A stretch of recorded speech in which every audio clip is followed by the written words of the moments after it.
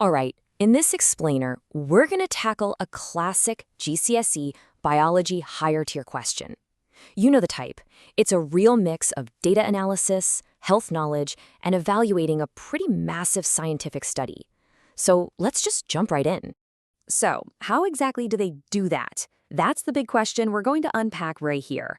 We'll use a real exam question to see how you can read graphs, calculate risk, and judge scientific evidence. It's a lot of skills rolled into one, but trust me, by the end of this, you'll have it down.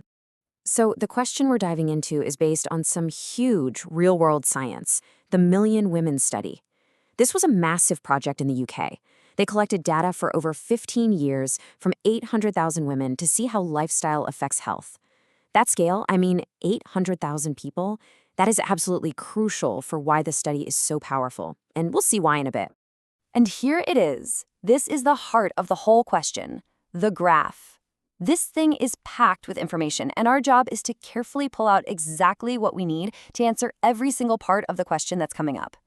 Okay, first things first, what are we actually talking about here? Cirrhosis. It's a really serious liver condition where healthy tissue gets replaced by scar tissue. The study was trying to figure out what increases the chances of this happening. So this isn't just abstract data, it has real-world importance. Now, this next bit is super important for understanding the graph. It's this idea of relative risk. Think of a value of 1.0 as your baseline. It means no extra risk compared to the average person. But if the number is above 1.0, that means the risk is higher. And the higher the number, well, the higher the risk. Simple as that. All right, let's get into the first part of the actual question. The prompt says scientists have already taken age and gender into account. But if they really want to prove that alcohol is the cause, they have to rule out other things, right? So what other lifestyle factors could affect your liver that they need to control for? So what are the examiners looking for? Well, here are the kinds of answers that get you the marks. Things like BMI, whether someone smokes, their diet, even family history of liver disease. It makes sense, right? You have to control for these things. Otherwise, you might blame alcohol for something that was actually caused by, say, a really poor diet. That's just good science. Okay, so before we start crunching any numbers, let's just take a second to make sure we're all on the same page about how to read this graph. Nailing this part is absolutely key.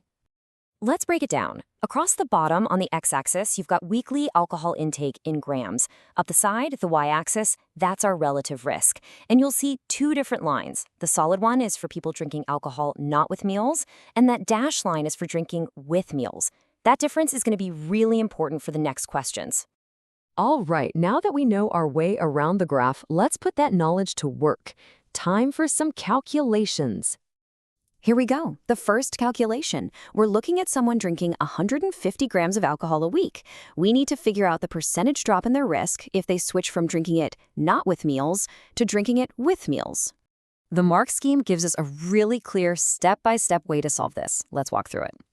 First, find 150 grams on the bottom axis. Go up to the solid line. That gives you a risk of 2.55.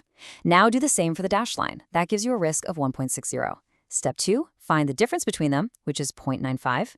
And for the final step, you divide that difference by the original risk, 2.55, and multiply by 100. And boom, there's our answer, 37%.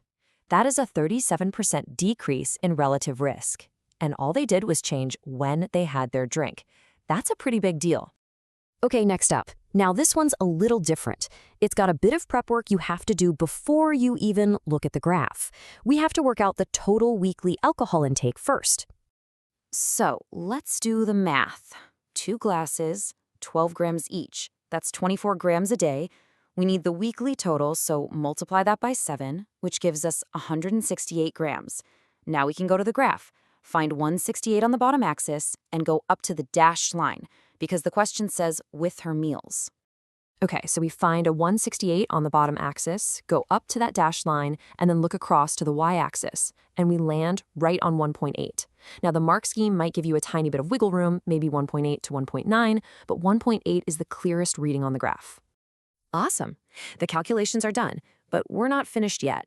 Now we need to switch gears a bit and focus on drawing conclusions from the data, which is a totally different skill.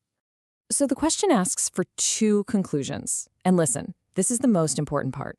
You have to back it up with data straight from the graph. You can't just say drinking is bad. You have to prove it with the numbers on the page. So what does a good answer look like? Let's check out what the mark scheme allows. You could say that as alcohol consumption goes up, so does the risk, because both lines are trending upwards. Or you could get more specific. You could say that if you drink less than about 50 grams a week with meals, your risk doesn't increase at all, because the dashed line is still at 1.0. Another great point is that any amount of alcohol taken not with meals increases your risk, since the solid line starts above 1.0. See how each point is tied to the graph? That's what they're looking for. All right, for the last piece of this puzzle, we have to put on our critical thinking hats. We're going to look at the study itself, what makes it strong and what could be its weak spots. So first up, the strengths. Why should we trust these results? What did the scientists do right to make this data valid? Well, the mark scheme highlights a few big ones. First, just the sheer number of people, 800,000. That's a huge sample size, which makes the results more reliable. Second, it was long-term, over 15 years, which is vital when you're studying a disease that takes a long time to develop. And third, as we mentioned earlier, they controlled for lots of other lifestyle factors. But, no study is ever absolutely perfect. So what's a potential flaw here? What's one thing that could make the results a little less reliable? And here's a classic one for this type of study. It's all based on people telling the researchers how much they drink. And let's be honest, people aren't always great at remembering or being completely truthful. You might underestimate or even overestimate. That self-reporting can definitely introduce some errors and reduce the study's validity. Okay, let's take a step back and see what we've just done here. We've basically gone through a complete toolkit of essential exam skills.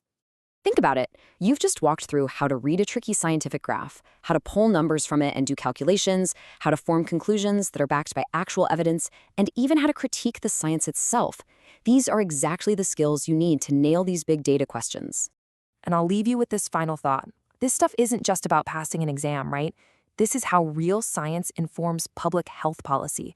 So the next time you hear a piece of health advice, think about the massive studies, just like this one, that might be behind it. It really connects the dots between a graph on a page and the real world. Thanks for joining me.